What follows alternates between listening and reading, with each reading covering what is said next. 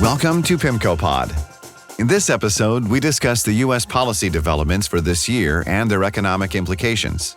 Stay tuned after the conclusion of the podcast for additional important information.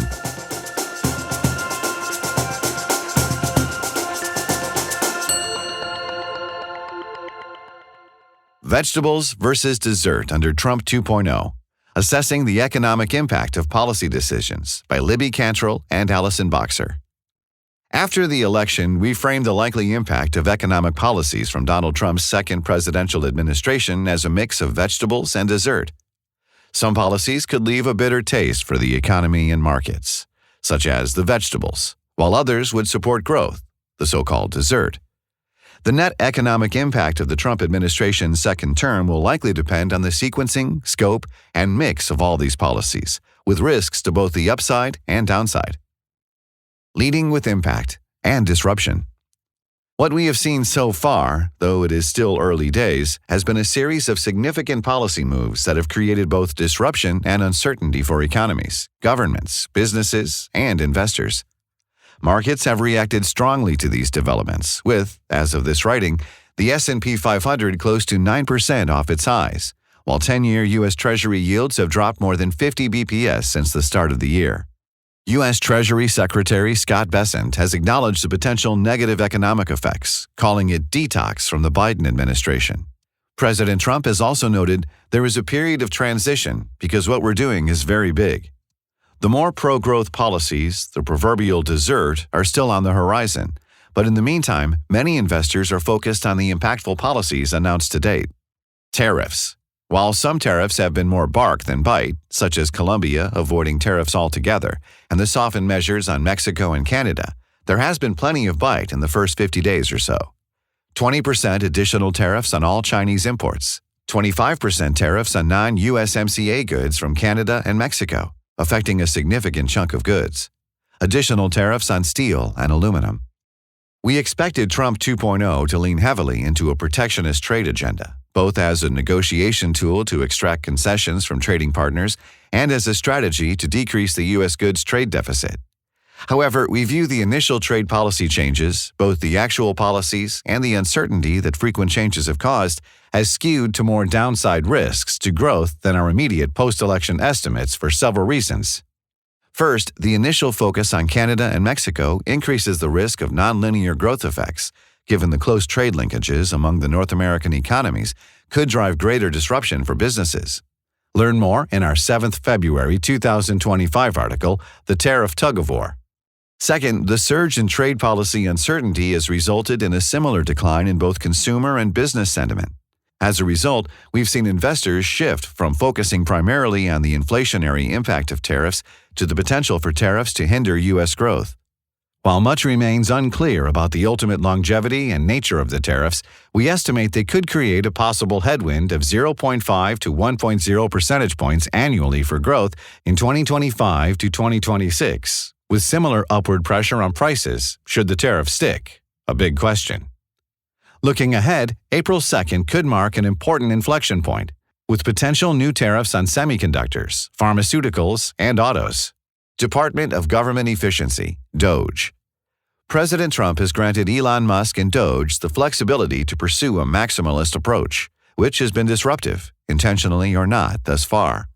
While federal savings will be predicated on Congress codifying DOGE decrees into law, a step yet to be taken, the effects of Musk's initiative on the real economy are likely to be more imminent and more direct.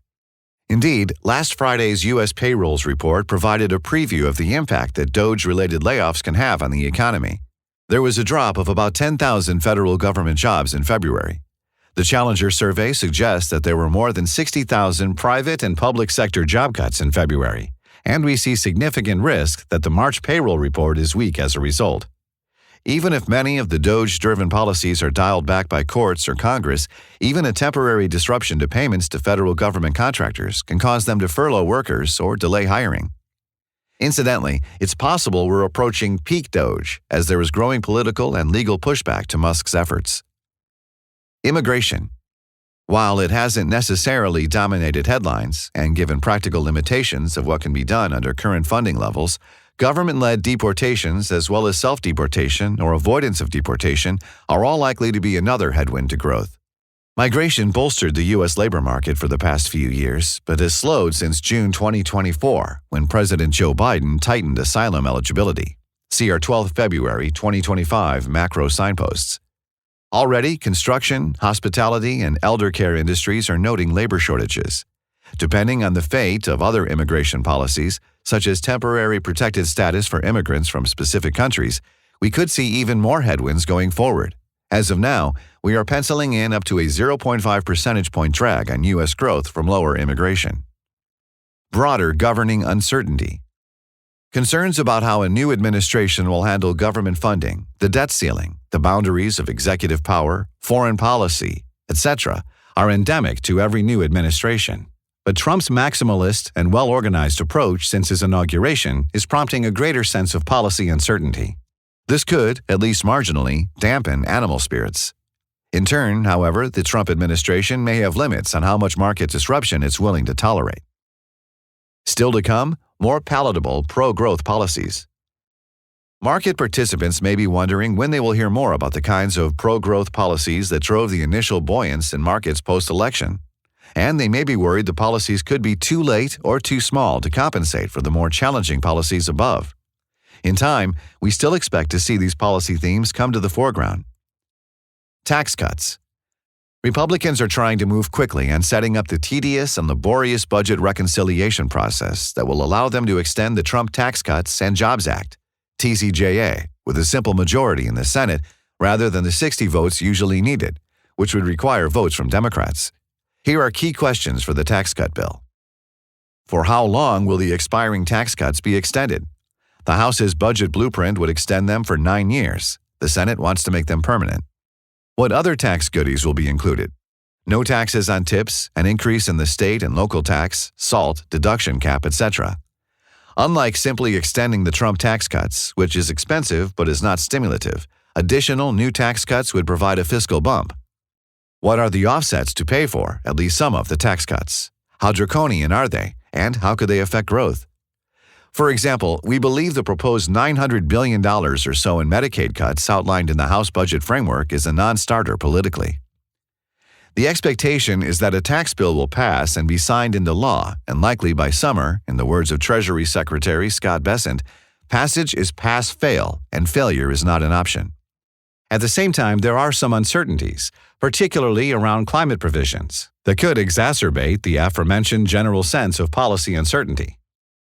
Deregulation. Actual deregulation, the undoing of existing regulations, takes time due to various laws, such as the Administrative Procedure Act, and the need to get the right personnel in place. Personnel is policy, after all. But even without actual deregulation, the absence of new regulations and greater clarity about the regulatory landscape can potentially boost economic activity and risk appetites.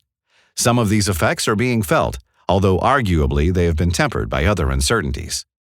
For example, M&A activity has not seen a significant pickup, partly because of market softness. As Trump 2.0 ramps up, we expect more of the outright benefits of deregulation to appear in business sentiment and activity. Deal-maker-in-chief. President Trump refers to himself as the deal-maker-in-chief. In the first few weeks of his second administration, he secured deals to return hostages from Russia and Hamas, among other wins. There is an argument that some of the tariffs could result in countries lowering their trade barriers, thereby providing more investment opportunities and addressing non-trade objectives, such as fentanyl. While these wins may not necessarily lead to radical transformations, they could have a measurably positive economic impact. Macro and market implications. Prior to the election, our baseline view was that the U.S. economy would likely slow modestly in 2025 as a more normal post-pandemic environment pulled U.S. growth back toward its longer-term trend. However, the initial rush of policy changes from the Trump administration has added to downside risks to this slower growth outlook, in our view, and increased the odds of a slowdown before more growth-friendly policies are enacted. The January and February U.S. activity data are consistent with the real GDP growth downshift observed so far. Coupled with the sentiment deterioration amid still elevated trade uncertainty, and with more tariff actions likely to come, the macro data justify a downgrade to the growth outlook. For many businesses at this point, the cost of delaying hiring and investments is very low. This, plus the fact that the highest income U.S. households, ones that are the most susceptible to wealth effects, were previously driving elevated consumption and corporate profits, increasing the potential downside risks associated with falling equity markets now. Further adding to the economic uncertainty and to the challenging job facing Federal Reserve officials, trade policy announcements are having unintended impacts on reported real GDP growth. For example, the Atlanta Fed's GDP Now, a nowcast model, has recently fallen from around plus 2% to negative 2.4%, even after excluding the impact of elevated gold imports, which aren't included in GDP. GDP Now expects flat growth, which is still a significant slowdown. While many market participants initially were optimistic, if not exuberant, about what a Trump presidency would mean as they anticipated all the desserts on the menu, they found in the first several weeks have offered a more vegetable-heavy diet, and equity markets in particular have reacted. Although bond yields have fallen on the back of growth concerns, intermediate bond yields appear elevated and attractive in a base case of somewhat slower and more uncertain growth. Bonds also offer some downside mitigation if challenging policies cause the U.S. economy to slow more and slow sooner than previously estimated, which in turn would likely prompt the Fed to cut rates more quickly.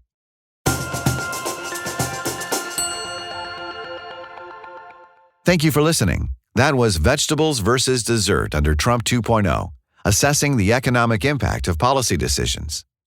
For future insights, please follow us on your favorite podcast platform.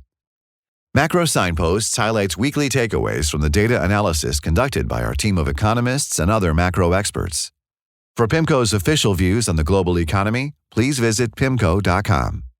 The discussion and content provided within this podcast is intended for informational purposes only and may not be appropriate for all investors. Reliance upon information provided in a podcast is at the sole responsibility of the listener. The information included herein is not based on any particularized financial situation or need, and it is not intended to be and should not be construed as a forecast, research, investment advice, or a recommendation for any specific PIMCO or other security, strategy, product, or service. Past performance is not a guarantee of future results. All investments contain risk and may lose value. Investors should speak to their financial advisors regarding the investment mix that may be right for them based on their financial situation and investment objective. Podcast may involve discussions with non-PIMCO personnel, and such content contain the current opinions of the speaker, but not necessarily those of PIMCO. Other podcasts may consist of audio recording of an existing PIMCO article, and such material contains the current opinions of the manager. The opinions expressed in all podcasts are subject to change without notice. Information contained herein has been obtained from sources believed to be reliable but not guaranteed. PIMCO, as a general matter, provides services to qualified institutions, financial intermediaries, and institutional investors. This is not an offer to any person in any jurisdiction where unlawful or unauthorized. For additional important information, go to www.pimco.com/gbl/en/general/legal-pages/podcast-disclosures.